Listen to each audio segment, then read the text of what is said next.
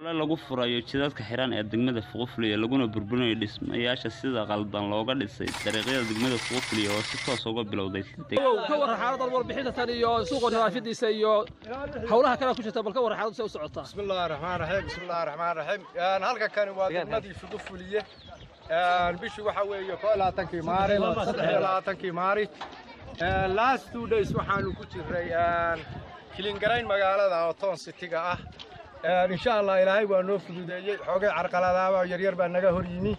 وإسكتتكي وقبلها يجي ووضيّة يدي ودليرة يدي حتى أنا وضنا يوم أنتي استدحات بنبحث عنه كجتشراه بشي يرين يستاكت وحن دوننا أنا بتقلي إيران كلنا ما ينو وريا للدنيا صندقنا للدنيا الكوة كلا هذا للدنيا ياه وحن دوننا مقالة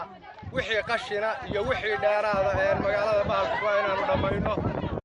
waxay khudbadu aqal dabaara kula hadlayay shacabka degmada Fuqufliya waxa sidoo kale isaguna kelmado kooban soo jeediyay gudoomiyaha guddiga degmada Fuqufliya loo joojin maayo oo toon bareeka cid kasta oo xumaysay waa ka jawaabayna war noqonay doona hadii ay ka tusayso intaas ayaynu ku soo koobaynaa barnaamijkii aynu ku eegayna ololaha ballaadhan ee ka socda degmada Fuqufliya waxa dhanka kaamirada iga caawinaya Cabdirashiid Xirsi Xasan sida ay amaana loo aniga ah Yaasiin Cabdiraxmaan Awe